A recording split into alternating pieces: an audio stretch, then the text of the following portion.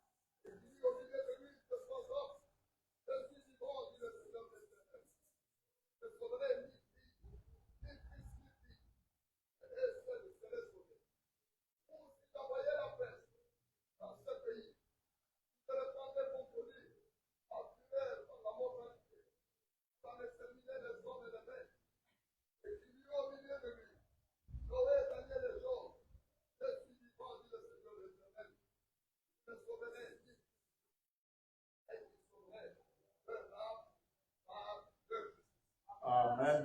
Amen. Laisse que l'Éternel des cieux puisse ajouter une bénédiction particulière à cette lecture de sa parole. Zambe abakisa lipamboli na botangi ya liloba na ye na tongo oyo. Oui, ce matin, l'Éternel des cieux nous exhorte à rechercher la justice dans notre vie. Tongo na lelo kolo azali kolembisa biso toluka bosembo na bomoi na biso. La justice possède des gains incommensurables dans la vie d'une personne. Bosembo na Nzambe edanga epimelo na bomoi ya moto. Une personne qui pratique la justice, Moto oyo ako salela bosembo. la justice est une source d'élévation, une source de bénédiction, une source de santé, une source de sécurité. Bosembo yangonde esika wapi botombwami eutaka. Nde bisika wapi lipamboli ya moto eutaka. Nde bisika wapi ezala kobatela mamalamu ya moto eutaka. C'est pourquoi nous avons vu l'apôtre Paul Dentina wapi tomoni Toma Polo. quand il s'adressait à Timothée, Nantango ye azali kolobela Timothée. en lui parlant au sujet des riches. Akolobelaka ye ntina ya bazwi. Les riches du présent siècle qui placent leur confiance dans les richesses incertaines. Bazwi ya ntango ya lelo oyo wapi bazali kozwa elikia na bango bazali kochango na bozwi oyo ezali penza bozwi ya malamu te. Au lieu de placer leur confiance en l'Éternel Dieu, Nesika bazwa elikia confiance na bango bapesa epa na Nzambe. parce que la justice nous procure plus que tu ne peux trouver nulle part ailleurs. Mpwete kosalela bosembo yango kutu nde kosala ete yo okoyeba na kozwa esika mosusu te. Dans le passage que nous venons de lire, Na litangi oyo touti kotanga, Dieu voulait faire comprendre au peuple d'Israël la place que doit occuper la justice dans la vie d'un enfant. Nzambe azali kosala ete bana Israele basosola esika bosembo esengeli ezala na bomoi na bango. Là, Dieu présente ces 4 jugements terribles qu'il envoie sur la terre. Nzambe azali kotalisa bosambisi minei oyo ya koyeba na kotalisa bosambisi ya kokama oyo ya koyeba na kotalisa na mokili. L'épée, Mopanga, qui est le symbole de guerre, yango ezali elembo ya bitumba. parce que nous sommes sur la terre où il y a des combats. Mpwete tozwami na mokili oyo wapi tokutaka bitumba ezalaka. La vie elle-même, c'est un combat. Bomo ya moto yango moko eza pe bitumba. L'homme se bat pour trouver la nourriture. Mutu azali kobunda po azwa bilei to ya kolia. Il rencontre beaucoup de difficultés, d'obstacles, il rencontre des maladies. Azali kokutana na bapasi, bibaka, babokono makambo ebele. Oui, il y a certaines choses que Dieu permet dans la vie d'un enfant.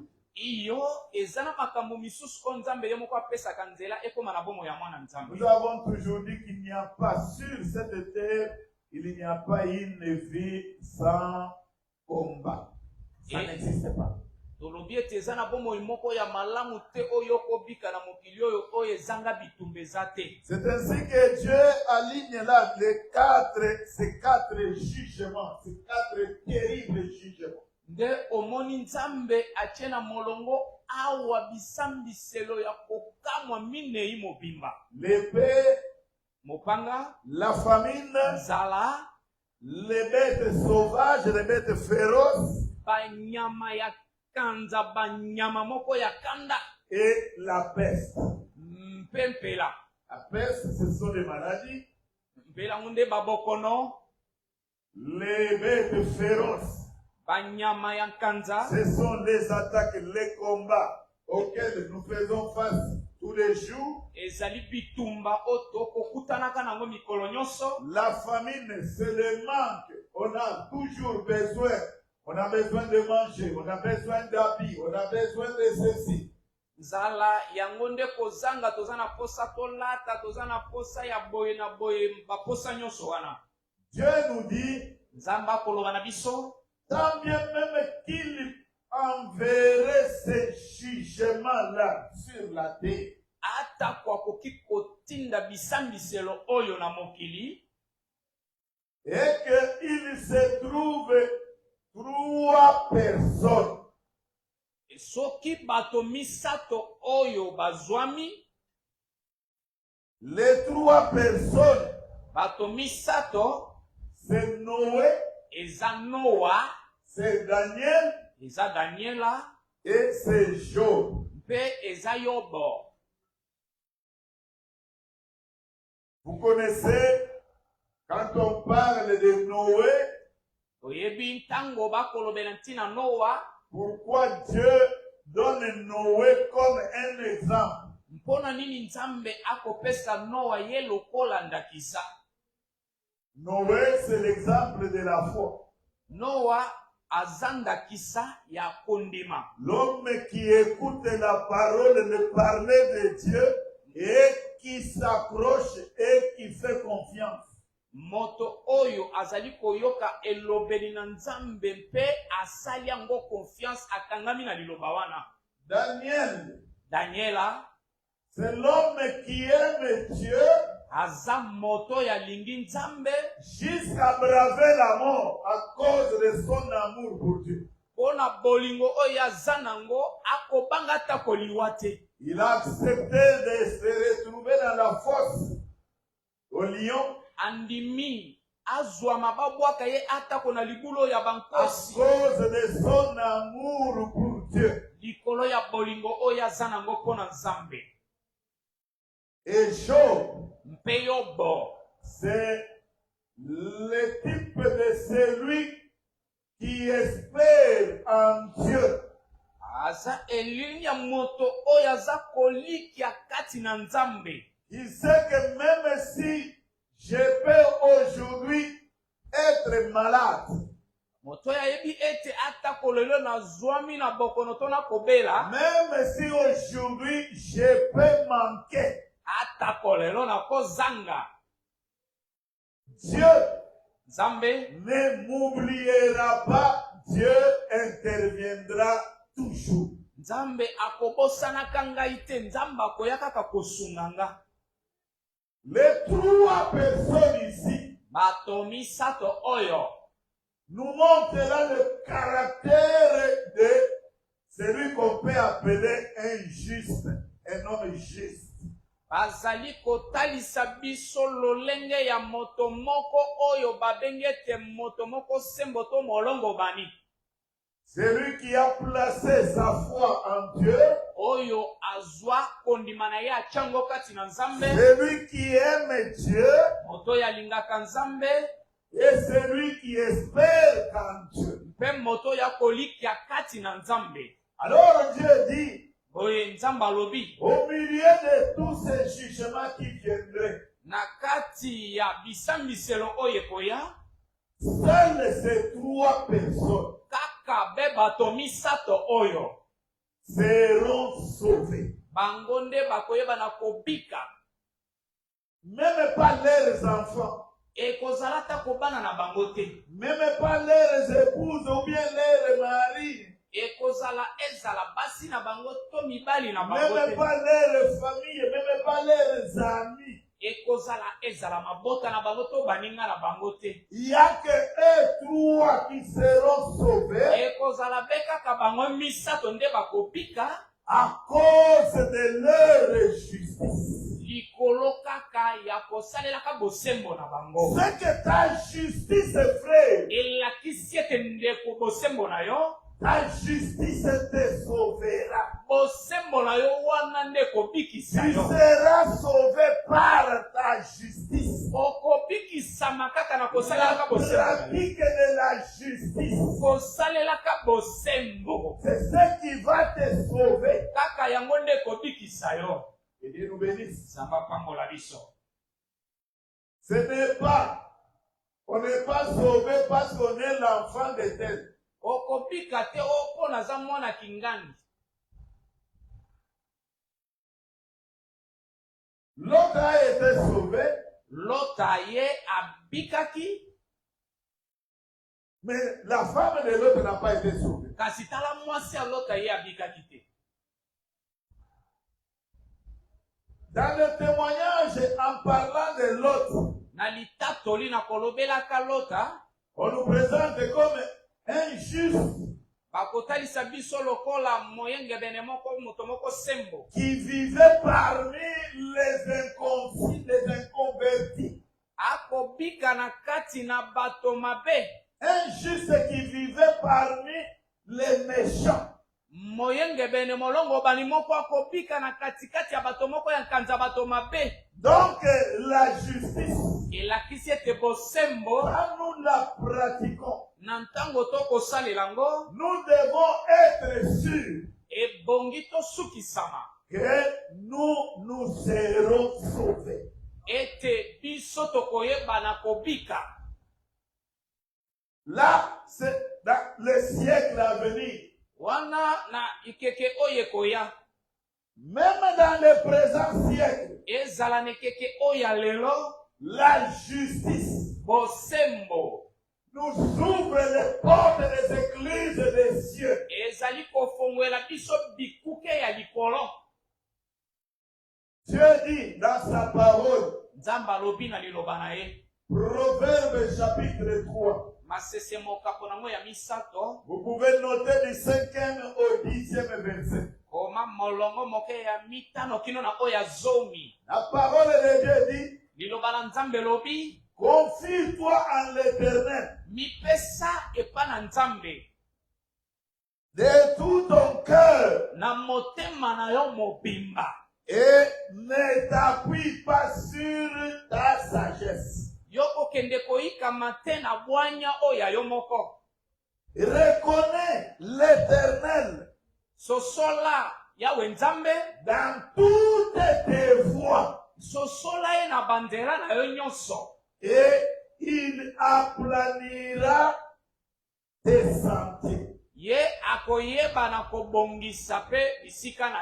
C'est que dans tout ce que nous projetons, dans tout ce que nous faisons, nous devons reconnaître la place qui revient à l'Éternel et notre Dieu.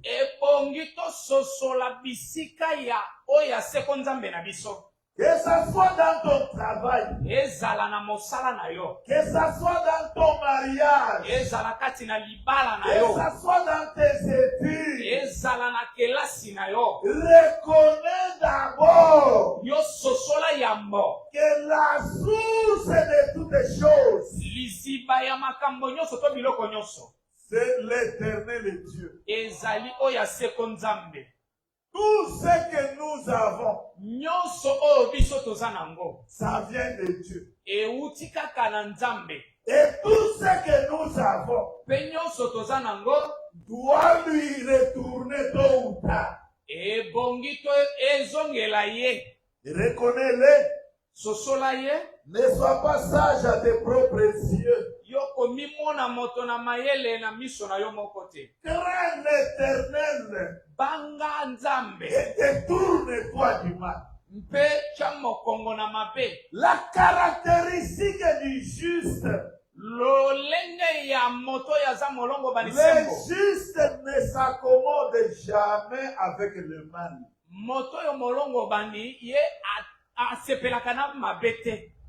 La crainte de l'Éternel, c'est ça le commencement de la sagesse. S'éloigner du mal, c'est ça l'intelligence. Crains l'Éternel, éloigne-toi du mal.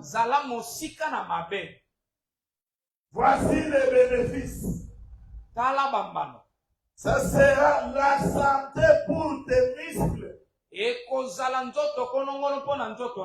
avons la santé physique. Le corps. La santé pour tes muscles. Et un rafraîchissement.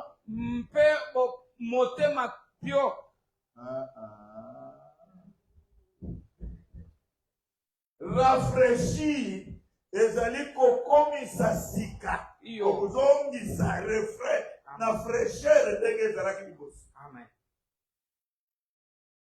Amen. Amen. Un rafraîchissement pour tes os. Kozonga sika na mikuwa na yo. Kamu tokola komoni age moko boye mikuwa ekomaka fragile. Et pourquoi baoyo basala médecine bakonseyaka il faut calcium pour na mikuwa tala etc. Mais oyo pe azosambe, celui qui est juste, oyo azasembo, Bible elobi Nzambe akorafraîchir mikuwa na ye. Et Dieu nous bénisse. Amen. C'est que Nzambe azozongisa vigueur na nzoto na biso. Wana ezali nzoto physique. Et Dieu nous bénisse. Amen. Il ajoute, azobakisa, honore l'Éternel. Pesa Nzambe na yo lokumu. Et pourquoi il faut toujours attendre pour faire sa sens. Honore l'Éternel avec tes biens. Tosa nzambe na biloko na yo. Amen. Amen. Et avec les prémices de tout ton revenu. Na biloko nyonso ya yambo ya biloko na yo.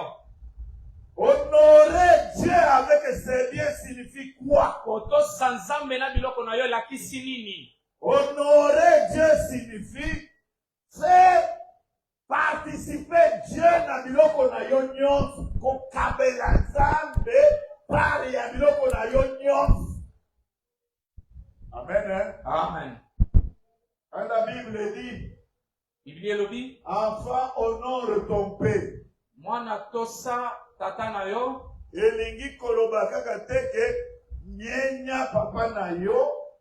Honorer son père, honorer ses parents, c'est répondre aux besoins de tes parents. Ezali penza kotosa na baposa nyonso ya baboti.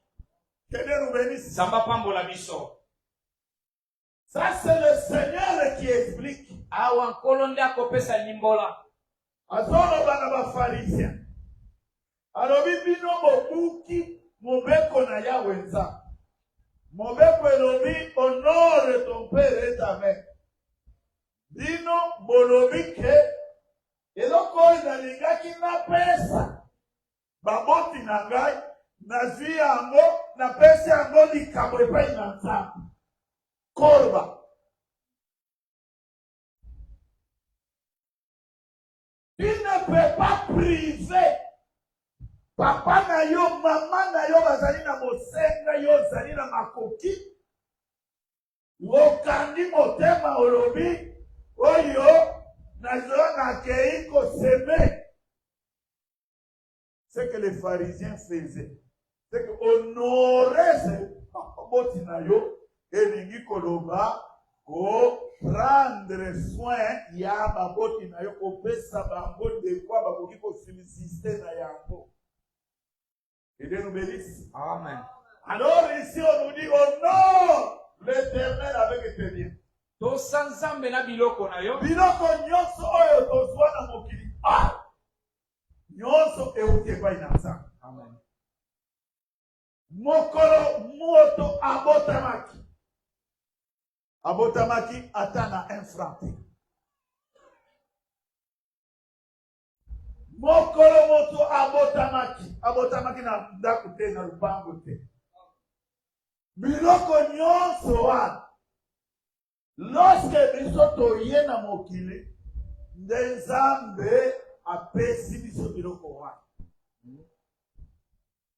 Dieu nous bénisse. Amen. C'est ainsi que par ta libéralité, Dena boyena kopesaka biloko basalisa yo na te. biloko na yo, la libéralité, na biloko na yo, envers Nzambe, envers le peuple de Dieu, envers etonga na Nzambe.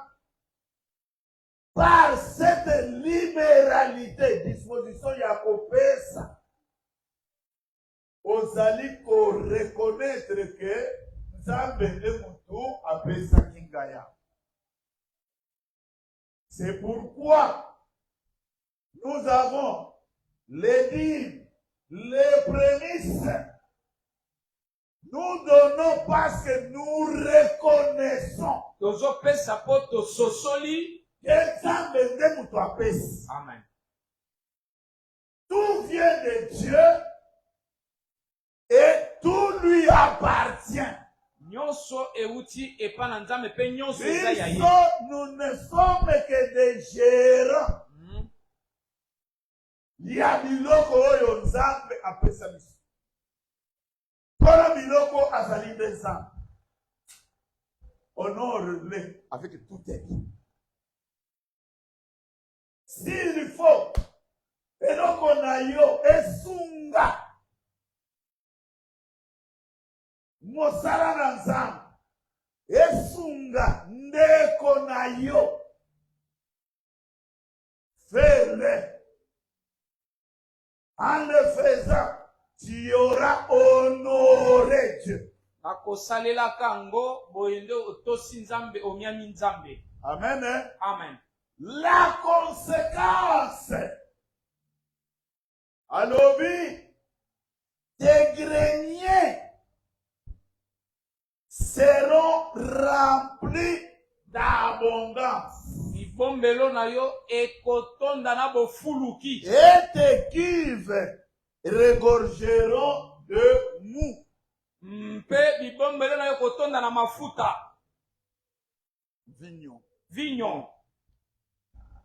Que Dieu nous bénisse. Amen. C'est que les choses matérielles, Koloba biloko ya mokili oyo, pour jouir abondance ya biloko matériel, il faudrait na gestion na yo ya biloko matériel o reconnaître d'abord Nzambe na place na ye. Oyo zanango Nzambe nde muto apesi yo. Amen.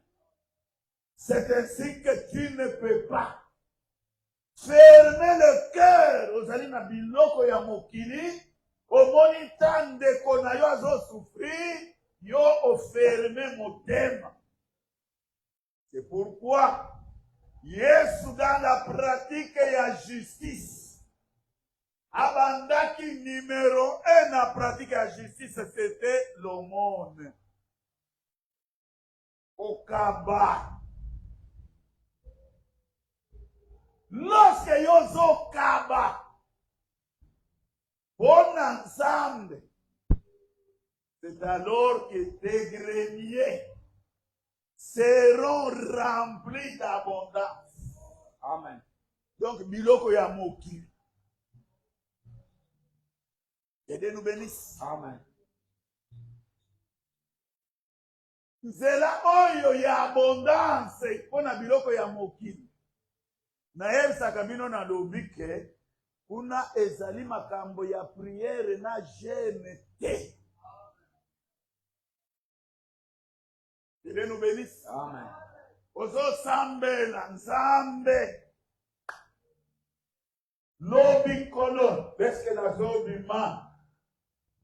Nakutana na mutu akabela kaka mbongo. L'abondance matérielle n'a rien à voir avec la prière. Wana etali losambo te. Amen. Amen. C'est pourquoi la pratique la justice. Nous avons établi 4 choses dans la pratique de la justice. Que Dieu nous bénisse. Amen. La première chose, c'est le mot. Eloko ya liboso Qui est l'expression de l'amour pour le prochain. yango nde ezali kotalisa bolingo eza nango mpona mozalemi oyo aza na posa. Nous avons dit que le monde Tolobaki biloko ya kokaba mawa précède la prière. yango nde ezoya liboso ya losambo. Oyo azali na biloko ya mokili akangaka motema amonaka souffrance ya moninga te. Makambo ya Nzambe, ça ne les touche même pas. Soki abandi kosambela losambo na ye ezali ya nini? Ekozala na ye ya note. Ezali losambo ya ba hypocrite. Ça c'est Matthieu chapitre 6. 2. Baïma pesi biso alors prier dans la pratique de la justice. Prier. Balobi kosambela lokola ba hypocrite te. Bango basambela kapote bato bamona bango ke bazo sambela. Vous, ce n'est pas de cette manière-là que vous devez prier. Vous, quand vous priez, entrez dans votre chambre. Fermez la porte. La chambre là dont nous avons parlé, ce n'est pas ta chambre à coucher là, la chambre dont on parle ici, c'est ton cœur. Quand tu dois prier, c'est que tu dois revenir en toi-même. La prière doit venir du fond du cœur. C'est là le siège de la prière. Ce n'est pas pour que les hommes voient que nous prions. Oh, ceux qui n'ont qu'église, c'est pas comme on a que santé. nakende kaka. On ne vient pas pour que Batuba mona. Nous venons parce que nous faisons cela devant Dieu qui voit. Amen. Et Dieu nous bénisse. Amen. Troisième, dans la justice, nous avons vu le jeûne. Et Dieu nous bénisse. Amen. Nakati na jeûne, na prière, bayebisaki biso balobi, soki mbeba ezali, prière ekozala na exaucement te. Les trois conditions. Quand nous prions, un, c'est la sainteté, que ton nom soit sanctifié. Oyo azo sambe, conduite na yo, comportement na yo, ekende ko salire kombo ya Nzambe te. On est battu comme ko le batala battu comme sambe la. Boy, oyo battu sambe la boy. Nzamba azali bule, biso tozo sambe la ye, esengeli tozala bule. Banda motema. Oko bomba makambo na motema te. Yo motozo sambe. Ton cœur doit sanctifier Dieu. Que Dieu nous bénisse. Amen. Deuxième, que ton règne vienne. Il s'agit du royaume. Nzambe a régné. Ozo sambe la pour que Nzambe a régné likolo ya bomoi na yo. Et loko mon côté ya mabe e régné likolo na bomoi na yo. Là, nous voyons la soumission. La soumission à Dieu. Et pas dans Nzambe. Soumettez-vous à Dieu. Résistez au diable. Soumettez-vous à Dieu et le diable fuira loin de vous. Satan abanda kakaka mutoyo qui se soumet à Dieu. La soumission. Deuxième condition. Troisième condition. Que ta volonté soit faite. Il s'agit de l'obéissance. L'obéissance. À tout ce que Dieu dit. Parce que la justice, c'est faire la volonté de Dieu. Matthieu chapitre 3. Jésus vient rencontrer Jean dans les eaux de baptême.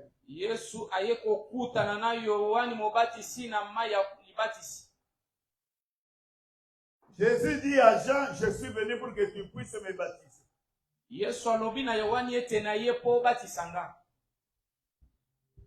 Jean dit à Jésus que ça ne peut pas se faire comme ça. Au contraire, c'est moi qui ai besoin d'être baptisé par toi.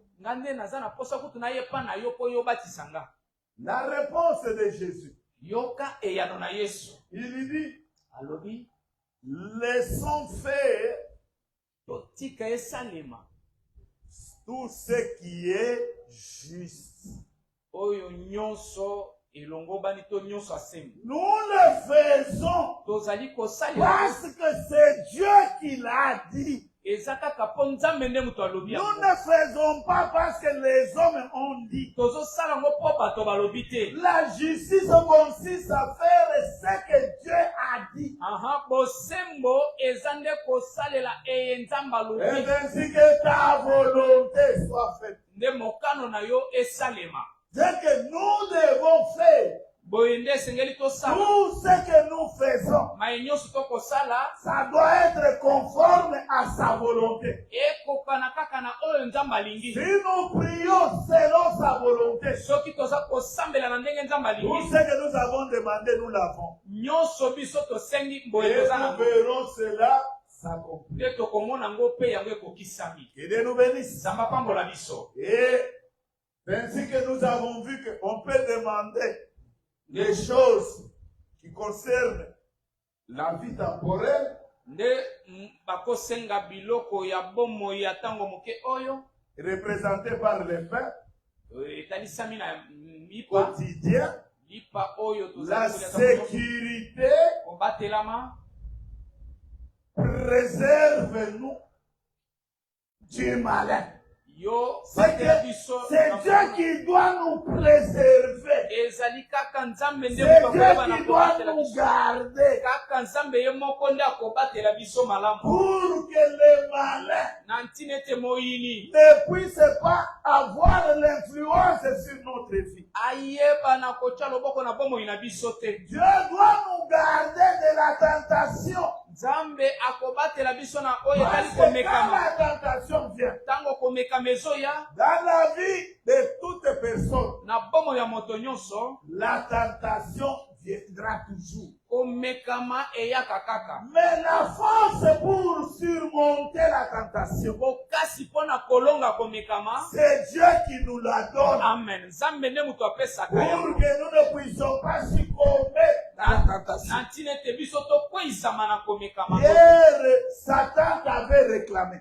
petelo satana asengaki yo Mais moi, j'ai prié pour toi. kasi ngai yesu nasambeli mpo na yo Pour que ta foi na ntina ete kondima na yo ne puisse pas faillir. eyeba na kokweyisama te. Mais toi aussi, kasi yo mpe quand tu seras converti, ntango yo okobongwama il faut aussi affermir tes frères. lendisa mpe bandeko na yo. C'est que la prière pour la sécurité, boye losambo mpo na oyo etali kobatelama la sécurité de ta famille, kobatelama la malamu ya libota na sécurité yo de ton travail, kobatelama malamu ya la mosala na yo sécurité de ton mariage, kobatelama la malamu ya sécurité mosala ya de tes litolaka enfants. kobatelama malamu ya bana na yo.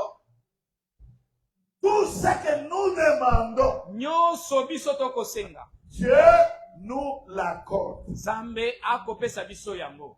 Après la prière, nsima losambo la pratique de la justice misala ya bosembo se voit à travers les jeûnes.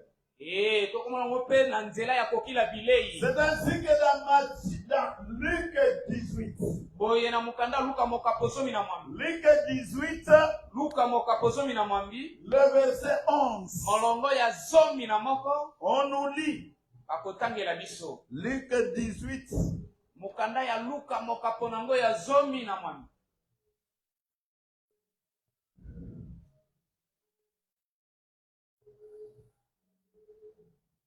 le verset 11 molongo moke ya zomi na moko jusqu'à 14. kino na zomi na minei. Amen. Le pharisien debout, qui est ainsi en lui-même.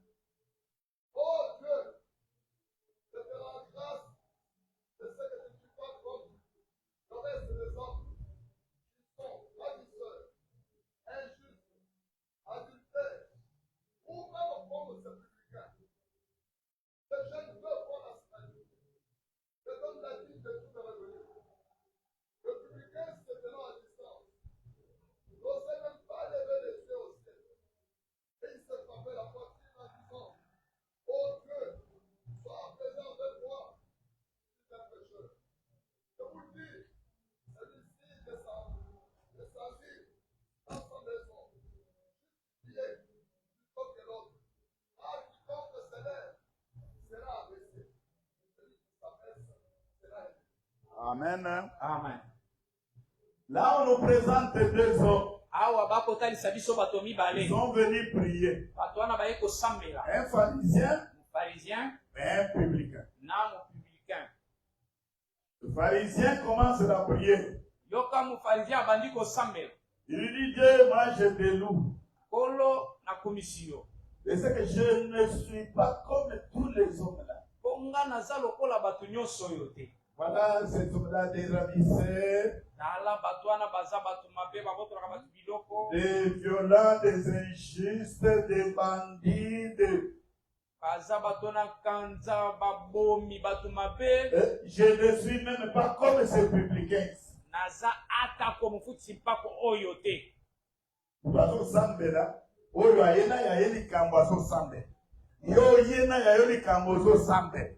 Otelemika liboso ya nzambe, obandiko yeso bibike na kumiso parce que na sali lokola oyo mutoyo.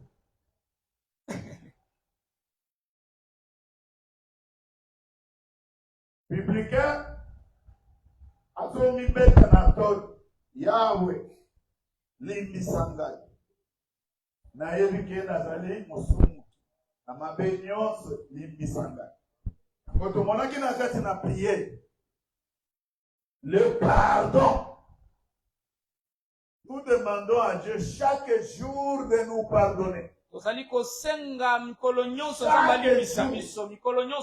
Que Dieu nous pardonne. Et pour que Dieu nous pardonne, nous aussi, nous devons chaque jour pardonner aussi ceux qui nous ont offensés. Nous ne pardonnons pas. Nous pardonnons difficilement. Mais Dieu, pardonne-moi Seigneur. Dieu nous pardonne. Si nous aussi nous pardonnons. Ce que tu fais aux autres, c'est ce que Dieu va faire aussi pour toi. C'est ça la loi et les prophètes. Ce que tu veux, comme ça c'est pour toi. Toi aussi fais-le pour les autres. Amen. Amen. Alors, le pharisien va évoquer deux choses dans sa justice à lui. Il dit, moi je suis juste. Lui, il est injuste. Moi, voici pourquoi je suis juste. Je jeûne 2 fois la semaine. Et je donne ma dîme de tout.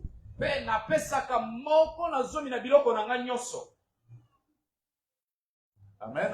Amen. C'est là que nous avons retenu les deux choses. Chez les pharisiens. Jeûne et dîme. Et Dieu nous bénisse. Fait condamné dans Matthieu 6. Quand vous gênez, ce n'est pas pour vous donner l'air là de quelqu'un qui est comme s'il est malade. Il a fait peut-être 5 jours, il ne se lève même pas du lit. Et c'est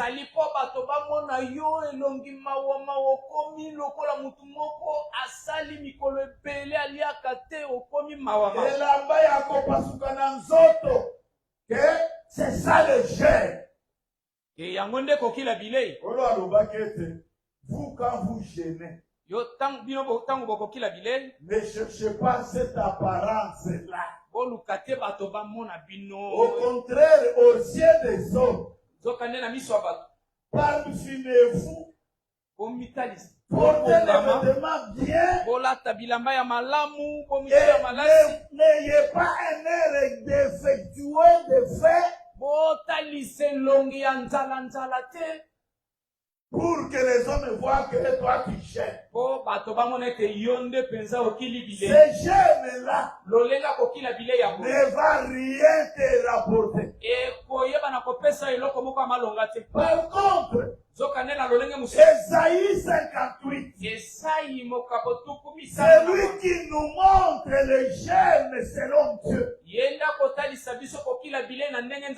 Le jour de l'humiliation, où l'homme s'humilie devant Dieu. Le jour de la mortification du corps, ainsi que de l'âme. Il nous a dit que ce jour-là, alobi ete mokolo wana dégage tous les liens de méchanceté. longola basinga nyonso Dénouez ya kati tous ces liens. longola basinga nyonso wana Ces jours-là, mokolo wango évite des paroles arrogantes. longola bamaloba ya mabe na monoko na yo Évite des paroles choquantes. ende kolongola maloba oyo ezali kozokisa Évite baninga des propos menaçants. yokimia bamaloba oyo ezali kotumola Si baninga quelqu'un a faim, soki moninga aza na nzala donne-lui de ton pain. pesa ye lipa na yo Si quelqu'un est nu, soki moto azangi ya kolata ouvre-le, donne-lui de quoi se vêtir. pesa ye elamba kolata Alors, ce jour-là, mokolo yango quand tu vas t'humilier devant Dieu, ntango yo komikitisa epa na nzambe ta justice bosembo na yo marchera au-devant de toi. ekotambola liboso na Ta yo justice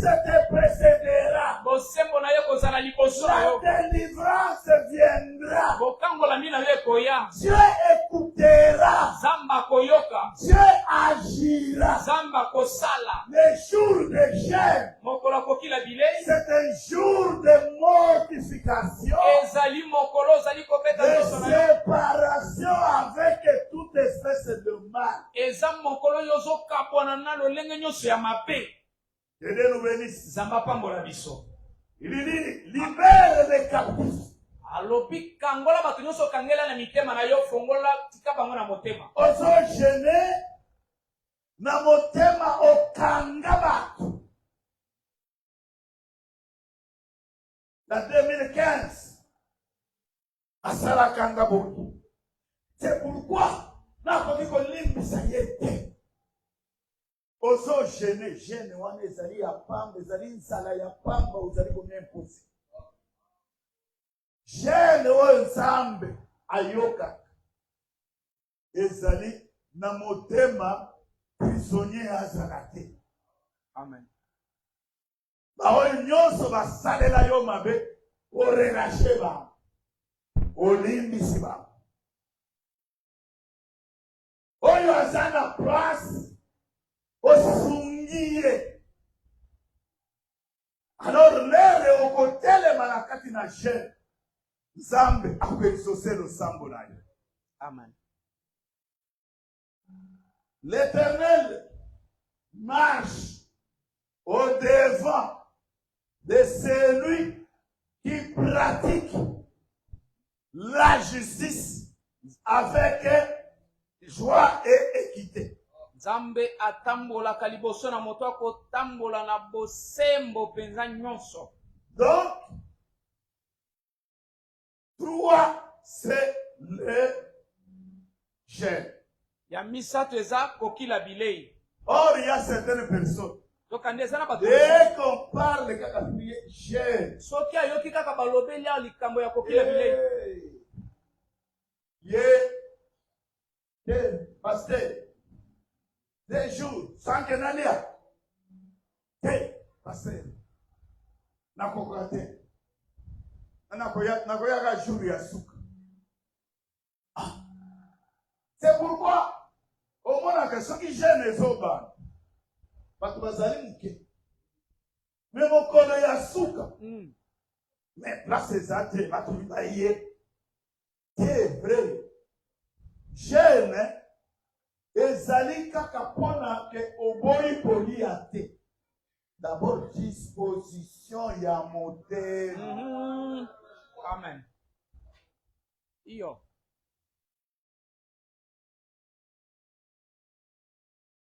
Leo tozalaki bana mike, soki kaka baannonce ke jeune ezobanda lokola semaine kuna tobandaki mardi na butu 0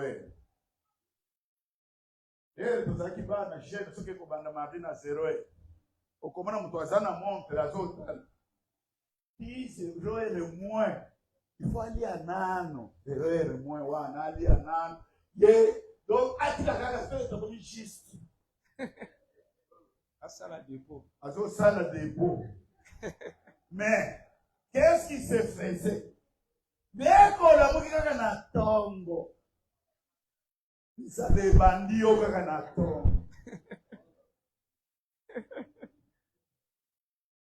Parce que tu n'as pas compris.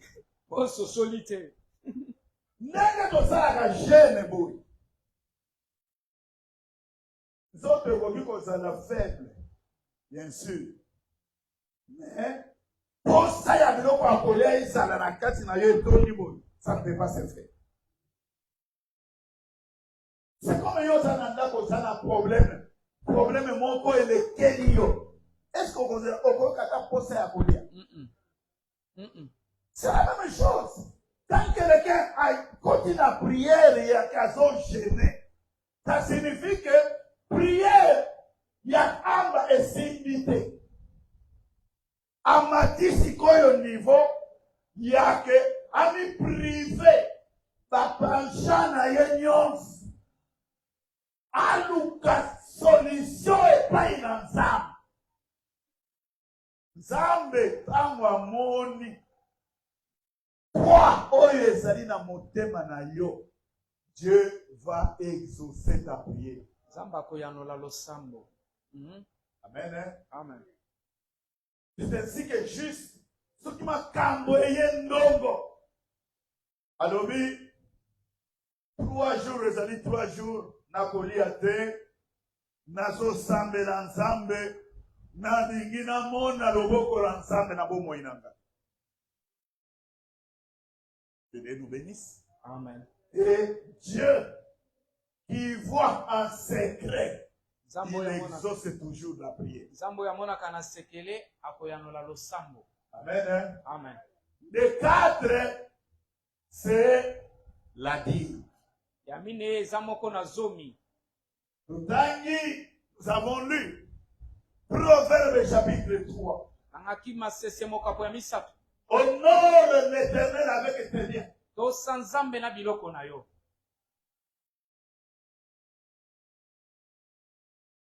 Et avec les prémices de tout ton revenu. Na biloko nyonso ya yambo ya biloko na yo. Dans ce passage, Kati na litangi oyo. on a regroupé tout ce que nous avons comme obligation envers Dieu, les obligations matérielles. Ake kotalisa mitindo toza nango epa na nzambe ya biloko. Proverbe nous dit, Masese lobi na biso, le fait que nous donnons par reconnaissance, ekela kaka ya kopesa na bososoli, par ya biloko na biso, nous donnons à Dieu. Parce que nous avons reconnu, kwete tososoli, c'est lui Dieu yende nzambe, qui est l'auteur, qui est la source. yende nzambe mutu akopesa biloko ezouta nde pa na ye. Frère, vous pouvez être engagé Akozwa yo na mosala ndeko. dans un travail, un service. Akozwa yo na mosala. Vous bénéficiez le même salaire. Ozozwa lifuta moko. Vous avez les mêmes avantages. Ozozwa pe bambano nyonso moko. Mais vous pouvez vous retrouver Kasi bokoki komikuta que vous n'avez pas évolué de la même manière que votre ami. kasi yo omikuti ete ofuluki te ndenge moko na oyo bosalaka na ye. La prospérité, Bofuluki c'est Dieu qui nous fait prospérer. kaka nzambe nde asalaka ete biso tofuluka. Vous pouvez commencer le commerce. Okobanda mombongo. Vous avez le même capital. Oza na kapitale moko moko na ndeko na yo. Vous travaillez avec votre soeur ou votre frère. Bokosala na ndeko na yo ya mwasi to ya mobali. $100 capital. Ye abandi pe na $100 yo pe obandi na $100. Après un temps, Sima ya ntango, vous allez vous retrouver que vous n'aurez pas le même capital. okomimona ete oza lisusu na mbongo ndenge moko na ndeko na bobandaki na ye. Le secret, Sekele, c'est lui qui fait prospérer. oyo asalaka ete moto afuluka, C'est l'Éternel notre notre Dieu. Amen. Ezali oya seko nzambe na biso. Et là, la parole de Dieu nous demande, Kuna liloba na nzambe esengi na biso. honore Dieu avec tes biens. Tosa nzambe na biloko na yo. Tout ce que tu as, Nyonso yo oza nango. sache que c'est Dieu qui te l'a donné. Sosola ete nzambe ne mutu apesi yo yango. Tout ce que tu as, Nyonso yo oza nango. le propriétaire, c'est Dieu. Mokolo nango eza nde nzambe. Toi, tu n'es qu'un simple gérant. Yo oza kaka mokambi moko ya pamba. Le propriétaire, c'est Dieu. Mokolo nango eza nde nzambe. C'est pourquoi la parole de Dieu nous dit, Yango wana liloba na nzambe elobi na biso. l'or et l'argent, Olo mpe argent. ça appartient à l'éternel Dieu. Yango ezali ya nzambe. Donc, les jours que nous sommes venus, Mokolo obiso toya. c'est pourquoi je vois cet homme de Job, quand Dieu témoigne sur Job, Na tango nzambe akopesa litato li likolo ya Yobo. il a tout perdu Ya abungisaki nyonso. en une journée. Na mokolo kaka moko. Il a tout perdu. Yobo abungisi nyonso. Alors que c'était un homme riche. Soka nde azaki mozwi. Mutu moko mozwi. Quand il a perdu, Tango ya abungisi. au lieu de se limiter même là-bas, Na esika sukela kuna. il a perdu tous ses enfants.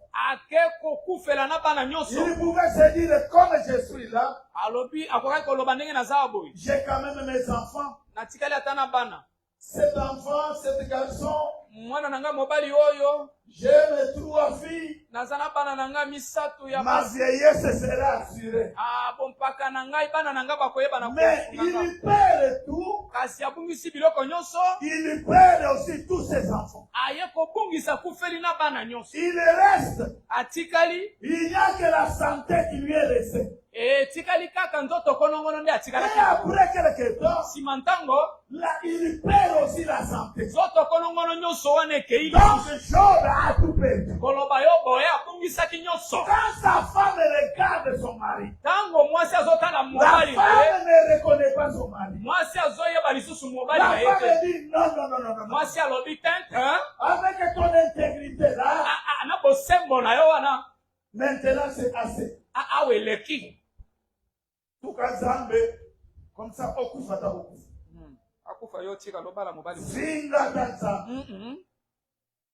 Parce que, Oyo, ça n'est jamais vu, c'est du jamais vu. Na tikala komona ngo. Job, regarde sa femme. Yobo atali mwasi na ye. Il lui dit, Alobi. comment tu peux parler comme une femme insensée comme ça? Ndenge nini okoloba lokola mwasi oyo azanga maele mwasi bolole. Moi, injurier Dieu. Ngai natuka nzambe. Moi, Ngai. blasphémer contre Dieu. Ngai nakende penza koloba mabe mpona nzambe. Ça ne va pas. Ekosimba te. Pourquoi? Mpona nini? Parce que je suis dans cet état ici. Mpona mikuti na bozangi boye.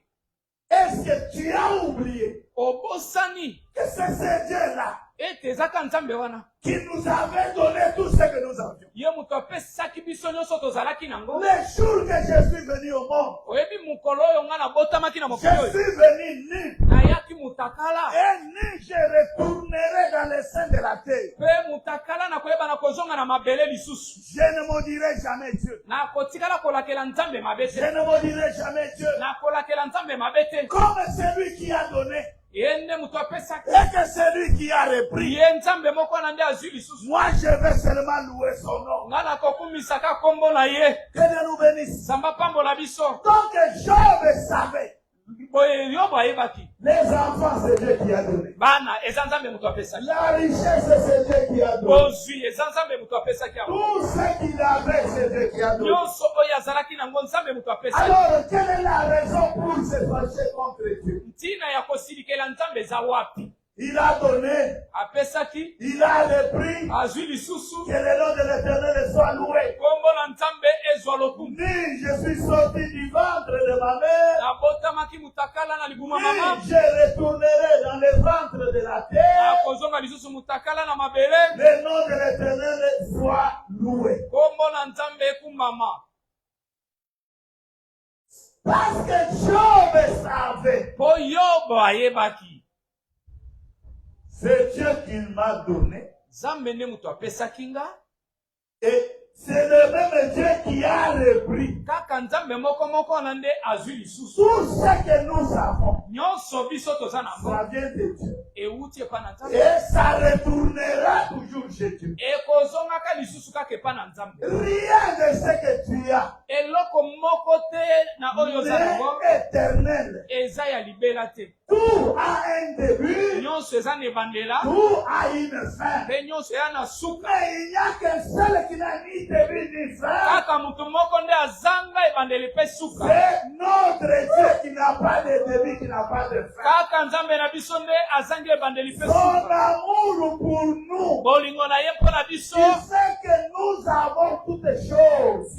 loko ezali ete toza na biloko nyonso Parce qu'il nous aime. po ete ye alingi biso. C'est pourquoi il nous donne toutes choses. Yango wana azopesa biso biloko nyonso. L'amour de ce Dieu-là. Bolingo ya Nzambe wana La Bible nous dit, Biblia elobi na biso il nous a aimés alinga biso d'un amour éternel.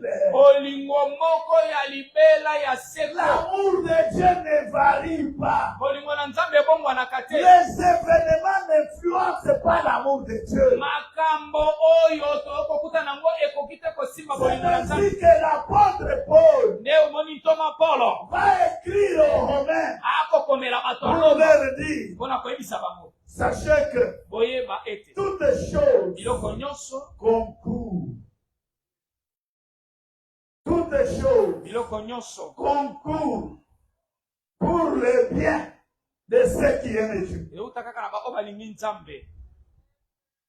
Tout ce que Dieu permet Nyonso Nzambe akopesa nzela dans notre vie, na bomoi na biso nous devons nous dire, ebongi si tobiloba. Dieu a permis ceci, Soki Nzambe apesi nzela c'est que c'est pour mon bien. ezali mpona bolamu na ngai. Jamais Dieu Te Nzambe ne peut faire quelque chose akosala likambo contre son enfant asala likambo epa mwana na ye parce qu'il ne l'aime pas. po ete ye alingi ete Même le châtiment, ezala etumbu. la parole de Dieu dit, Liloba na Nzambe elobi Dieu, Nzambe il châtie akopesa etumbu l'enfant qu'il aime. mwana oyo ye moko C'est Nzambe lui qui alingi, le reconnaît comme son fils. oyo ye ayebi lokola mwana na Parce ye que le châtiment po ete etumbu participe à la discipline. yango ezali mpe moko ya kopesa alima to moto azonga na molongo. Alors si nous honorons Dieu, Boye soki tokotosa Nzambe si tokonyamya ye, nous donnons à Dieu sa part, soki tokopesa Nzambe teni ya oyo ya c'est ye parce que nous avons reconnu kaka po tososoli que c'est lui-même Dieu qui nous l'a donné. ete Nzambe ye nde moto apesaki biso yango. Regarde Abraham. Tala Abrahama, Dieu lui dit, Nzambe alobi na ye je vais te donner un fils. alingi napesa mwana mobali. Il a fabriqué avec Sarah un Abrahama, autre fils. tala Abrahama ake kosala mwana oyo mosusu Avec Sarah, ils ont fabriqué. bake kolukaluka na ndenge na bango. Et le lendemain, Lobi elandi quand Dieu lui rappelle, ntango Nzambe akomi okanisela ye il lui dit, je vais te donner un enfant. alobi ete nalingi napesa mwana. Abraham lui dit, oh, Seigneur, tu m'as déjà donné l'enfant. Abrahama alobi nkolo osi opesi nga mwana. Ismaël vive. Ismael bika. Je s'étonne et lui dit, ah, Nzambe akamwa alobi est-ce que moi je t'ai déjà parlé d'Ismaël? eske nga nalobi mpo na Ismael? Moi je parle du fils qui va te naître avec Sarah. Nga nazoloba mwana Je ne oyo parle pas kolobana d'Ismaël. nga nakoloba mpo na Ismael te. Et l'année prochaine, à cette époque, la femme aura déjà un fils. oyo yo mwasi na yo akobota deja La mwana. parole de Dieu s'est accomplie. Liloba na Nzambe ekokisana. Sarah a eu un fils. Sara aboti mwana mobali. Dieu revient à la charge. Tala siko Nzambe azongi siko na Il dit à Abraham, alobi na Abrahama. Abraham, Abrahama donne-moi ton fils, pesa nga mwana na yo mobali. ton unique fils, Mwana na yo mpe moko wana Isaac. Isaka. Je vais te montrer la montagne, Nakolakisa ngomba là où tu vas me l'offrir. bisika wapi yo kobonzela ngai ye. C'était une épreuve difficile.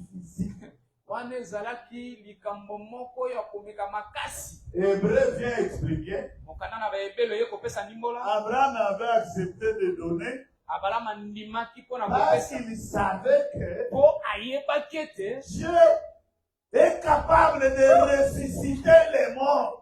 Nzambe aza na makoki ya Et kosekisa. après le sacrifice d'Isaac, Sima ya kobonzela Isaka, il va recouvrer encore Isaac akoyeba na kozwa lisusu Isaka par la résurrection. na nzela liseko. Comme Dieu a le pouvoir de ressusciter. Lokola Nzambe aza na makoki wana ya kosekisa. Que Dieu nous bénisse. Nzambe pambola biso.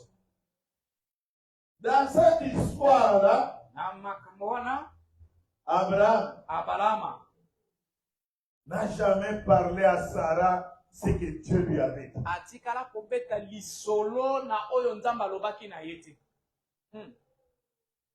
Parce que butu wana soki kaka Abraham ayebisa kaka Sarah lobi mwasi na ngai lobi tongo tozolamuka na mwana Isake tozokende na ngomba Nzambe asengaki nga na sakrifie ye na ngomba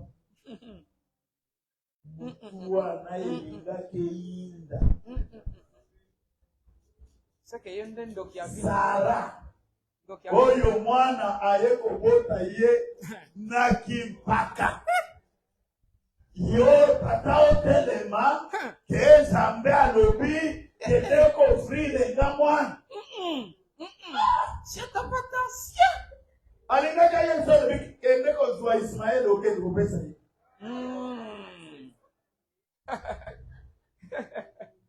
Dieu ne pouvait pas agréer Ismaël. Nzambe akokaki kondima Parce Ismaele que Dieu n'agrée que ce qui lui appartient. Nzambe asepelaka kaka na oyo ya ye moko ya Nzambe. Isaac, c'est lui-même qui a donné. Isaka Nzambe ye moko nde mutu apesaki C'est ye. ainsi qu'il ne pouvait qu'être agréable. Yango nde Isaka akokaki kosepelisa Nzambe. Jamais avec Ismaël. Ekokaki kosimba na Ismaele te. Que Dieu nous bénisse. Nzambe apambola biso. C'est ainsi que quand nous reconnaissons Nde na boye ntango tokososola Dieu dans nos revenus, tozoyeba Nzambe na Dieu biloko na dans biso, notre travail, tozososola ye na mosala na biso, nous sommes appelés à l'honorer avec nos biens. wana tobiangami totosa ye na biloko na biso. Josué, avant de mourir, Yoshua avant akufa il a réuni les anciens d'Israël. asangisi pampaka ya Il a Israeli. dit que voici, je suis déjà vieux. Ayebisi bango botala na sina nuni. Je sais Ayebi qu'après mon départ, ete sima liwa na nga vous n'allez plus servir l'Éternel Dieu. bino bokoka kosalela Nzambe mosala te. Vous allez abandonner l'Éternel Dieu. Bokobwakisa oyo aseko Nzambe. Aujourd'hui, Lelo choisissez bopona qui est ce Dieu que vous voulez servir. Nzambe nini o bino bolingi Quant kosalela. à moi, Mpona nga ainsi que ma maison, na baye nyonso ya nous libota na nga servirons seulement l'Éternel notre Dieu. biso tokosalela mpe kaka oyo aseko Nzambe. Celui qui donne la dîme, Oyo akopesa moko na zomi. il honore Dieu. Ye azotosa Nzambe akomiamia Nzambe. Parce que c'est une part de ses biens qu'il donne. Po ete eza moko ya biloko na ye akopesa. Et la conséquence, Mpe mano c'est grenier bibombelo na ye seront remplis ekotonda d'abondance. ekotonda na bofuluki, Récolte. ekotonda na biloko bakofula. Ses cuves Bibombelo na ye regorgeront plein ekotonda mekin de mou. na vinyo. Bien-aimés dans le Seigneur, Balingami kati na nkolo. à Malachie, il dit, Na mokanda Malaki alobi apportez-moi vos billes. bomemelanga bamoko na zomi na bino. Si pour vous, Soki mpo na bino vous ne verrez pas que moi, bokomona ete ngai je chasserai celui qui dévore. nakobenga na moto oyo Il ayaka dit, mpona je chasserai celui-là qui dévore tes ressources. nakobenga bengana oyo ayaka mpona kopebisa penza esika bozwi na yo ezali. Que Dieu nous bénisse. Zamba pambola biso. Donc là, nous voyons Dieu dire Awa tomoni nzamba koloba. la sécurité Obatela mi malamu. de nos revenus. Ya biloko na biso. C'est lui Dieu qui assure la sécurité. Kaka nzambe ye moko nde azali kobatela malamu biloko yango. Agé, il a béni. Na buku ya Aja lobi. Dit au peuple, Loba na batu. il sème beaucoup, Bazali kolona mais ebele. il récolte peu. Kasi bakobuka be moke. Il mange beaucoup, Bazolia ebele. mais ils ne sont pas rassasiés. Kasi bakotonda te.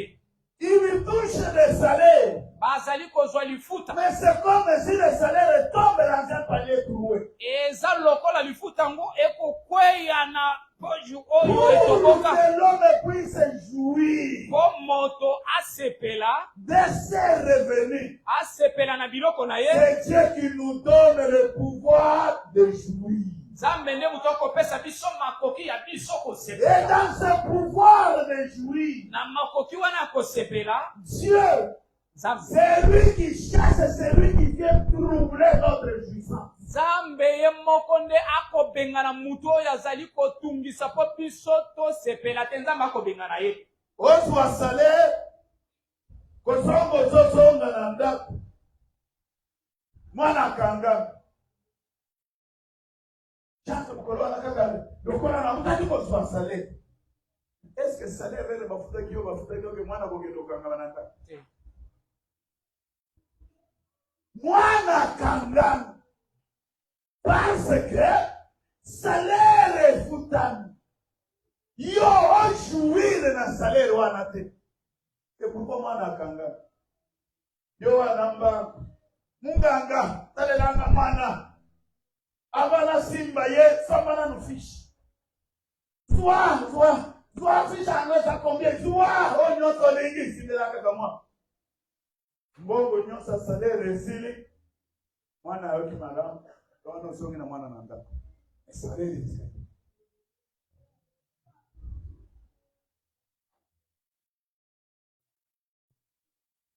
Honore l'éternel Dieu avec tes biens. Tosa Nzambe na biloko na yo. Tes greniers Bibombelo na yo. seront remplis. Ekoyeba na kotonda.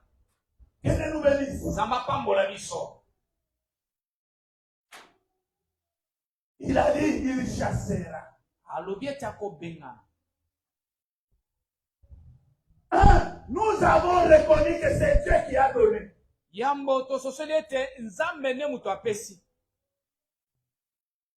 Parce que quelqu'un qui dit que c'est ma force Po mutu oyo akoloba ete oyebi eza kaka na bokasi na nga. qui m'a fait obtenir ceci. Yango nde esali ete nazwa yango. Oh, c'est mon intelligence Eza po na mayele na qui nga. m'a fait obtenir ce travail. Yango nde esali ete nazwa mosala oyo. Je t'informe, il y a de ceux-là qui sont plus intelligents que toi. Wana nazoyebisa yeba ete eza na bato Mais mayele ils koleka yo. n'ont pas obtenu ce travail. Kasi kino lelo nano bazwa mosala wana te. Mais si toi tu as obtenu ce travail, Kasi yo soki ozwi mosala wana. il faut reconnaître la main de Dieu, la faveur de Dieu. Amen. Sosola penza loboko na Nzambe na bongo. Oh non, c'est parce que je suis fort, je travaille beaucoup. Oh, pona za makasi nasalaka musala ebele. Bakilo balobaka naza lite.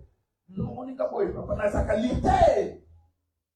Tunabundaka. Papa, okoki kobunda. Mais soki yawe nzambe a décidé te, okobunda, okoswela kote. Yo, amen. Nous avons péché ici toute la nuit. Tolobi bisa Nous n'avons rien attrapé. tokangi ata komwanda kala moko. Toute la nuit, Tu nous mobimba n'avons oyo. rien attrapé. Tokangi eloko te. Mais Kasi sur ta parole, na liloba na yo parce nkolo. que toi tu as parlé, Kaka po yo Yesu lobi. nous allons jeter le filet. Nde tokobwaka Et monyama. quand ils ont jeté le filet, Tango babwaki monyama. le créateur de poissons Mokeli ya a bambisi. donné l'ordre aux poissons Apesi bitito na de mbisi. venir s'assembler Bambisi esangana. dans le filet. Kati na monyama. Iyo. Que Dieu vous bénisse. Zamba pambola yo. Même les clients bien-aimés. Ezala ba client o balingami. Nzambe ndati adirisha na ba client. Iyo. Amen. Mutu akotambola. Alingako dao. Alikaka kokotamba. Kotawate. Continuez. Aya wa kokotate. Continuez. Ekotambea.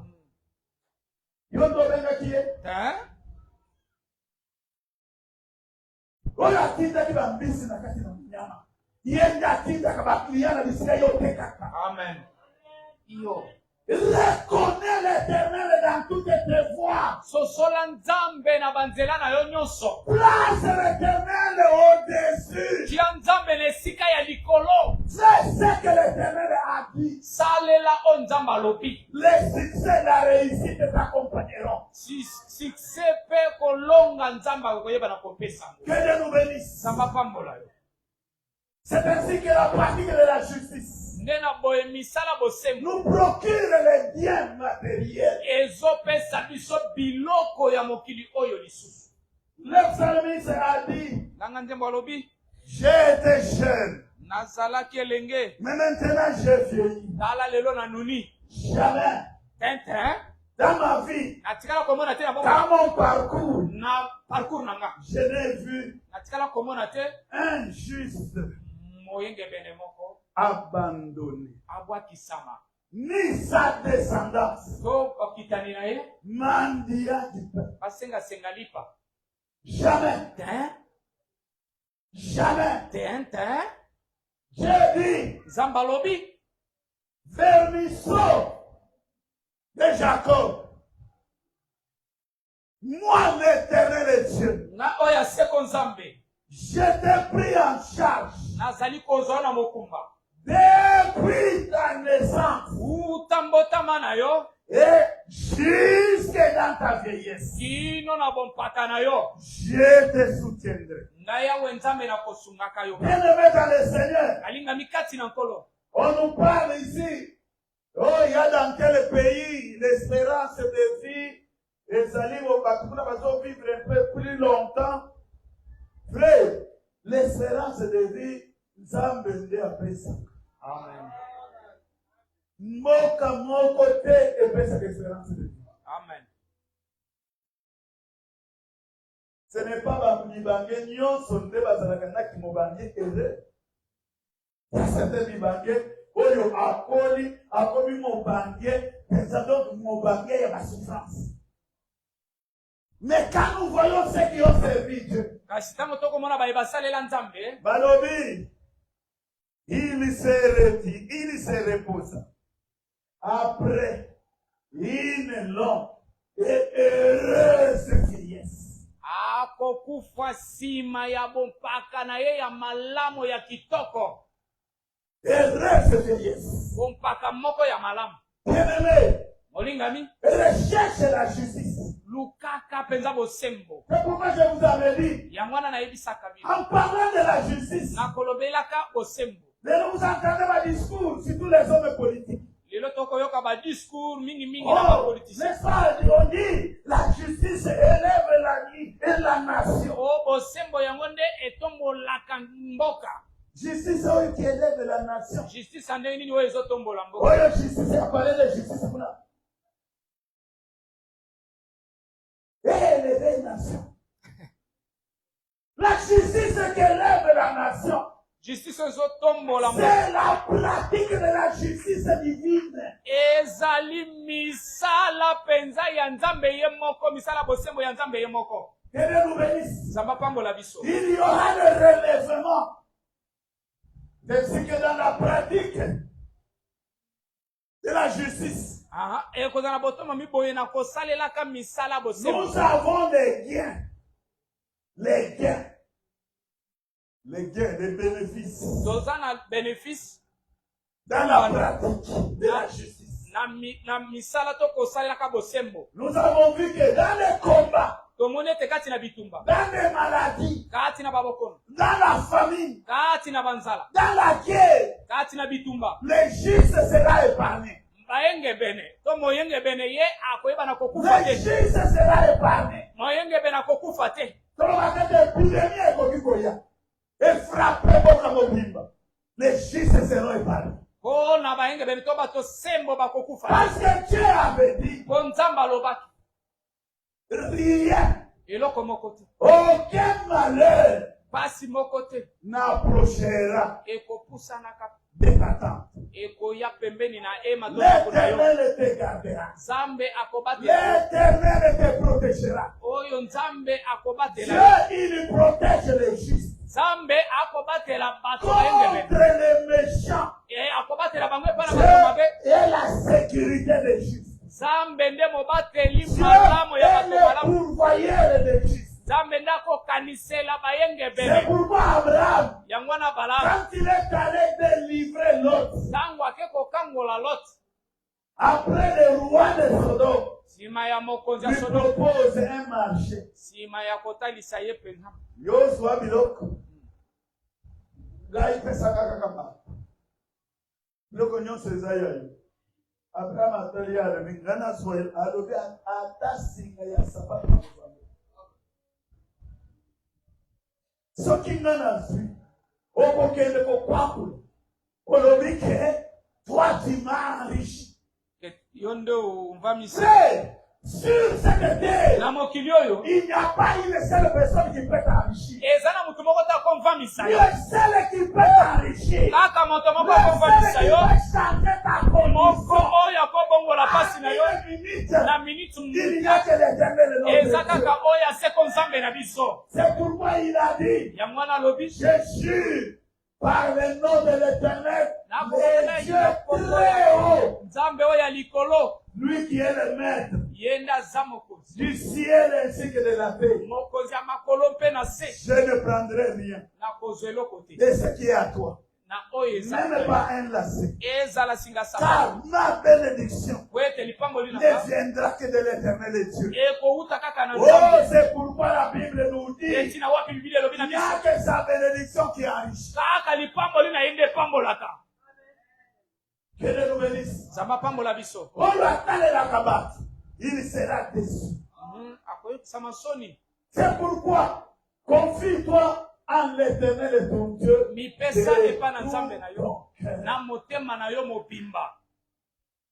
Toutes nos sources sont seulement en l'Éternel. Tout ce que nous pouvons obtenir, ça nous vient que de Dieu. Le temps peut passer. Mais la Bible nous dit, c'est Dieu-là. Il fait toute œuvre bonne en son temps. Et la Bible nous dit qu'il y a un temps pour tout. Le temps de souffrance est là. Le temps de semaille est là. Il y aura aussi le temps de la moisson. Il y a le temps de jeter les pieds. Il y a aussi le temps de rassembler les pieds. Il y a le temps de cesser le combat. Tu vas combattre jusqu'à quand? Jusqu'à quand tu vas combattre contre tes frères? Jusqu'à quand tu vas combattre contre ton mari? Le temps est arrivé de jeter les armes et de regarder l'Éternel de notre Dieu. Notre délivrance nous vient de la part de l'Éternel. L'homme ne peut rien faire si Dieu ne lui a pas dit de le faire. Que Dieu nous bénisse. C'est pourquoi ce matin, la parole de Dieu nous dit, recherche la justice. Recherche la justice. Dans le malheur, l'Éternel est Dieu. Il te soutiendra. Celui qui donne aux pauvres, il prête à Dieu. C'est pourquoi le Seigneur a dit, quand vous organisez les fêtes, n'invitez pas que vos amis, n'invitez pas que vos familles, mais il faut aussi inviter ceux qui n'ont rien. Parce que les premiers, ils peuvent aussi t'inviter. Comme toi qui l'avais invité, lui aussi t'invite. Ah, lokola yo bengisaki ye pa ko bengisa yo. là tu auras perdu ta récompense. Wana Mais tandis que celui-là qui ne peut pas te rendre, kasi oyo azangi makoki ya kozongisa oh, au jour de la résurrection, mokolo oyo ya kosekwa l'Éternel Dieu te le rendra. oyo aseko nzambe akoyeba na kozongisela yo Au jour de la résurrection, mokolo ya kosekwa tout ce que nous faisons, mai nyonso tokosala si nous semons pour ce corps, soki tozali kosala mpo na nzoto oyo nous moissonnerons la corruption. soki tokobuka mpo na nzoto Mais oyo si wana nous tozali- semons pour l'éternité, soki tokosala mpo na seko c'est alors que nous moissonnerons la véritable richesse. wana nde tokobuka bozwi oyo ya solosolo Honore l'Éternel avec tes biens. tosa nzambe na biloko na yo La pratique de la justice, misala bosembo l'aumône, biloko akokaba mawa la prière, losambo le jeûne, kokila bilei les dîmes, mpe moko na zomi les prémices, biloko ya yambo ya misala na yo les offrandes, amabonza la porte wana de l'éternité ekuke oyo ya seko te na seko sera ouverte. ekofungwama mpo na yo Et au jour de la résurrection, mpe mokolo ya kosekwa l'Éternel te le rendra. oyo ya seko nzambe akozongisela yo Recherche la justice. lukaka bosembo Ne fuis pas les prières. kokimaka alosambo Ne te ferme pas le cœur quand quelqu'un te demande. kokangaka motema te soki ndeko akosenga yo Quand il y a des jeunes, viens prier. soki kokila bilei Dès yaka que tu kosala as un revenu, na ntango yo oza na souviens-toi de l'Éternel qui te l'a donné. kanisa nzambe oyo apesaki yo biloko wana Réponds en honorant par les biens que tu vas donner. tosa na kopesaka biloko oyo apesa yo Amen. Hein? amen Ngami sosi ozali lingi tosande.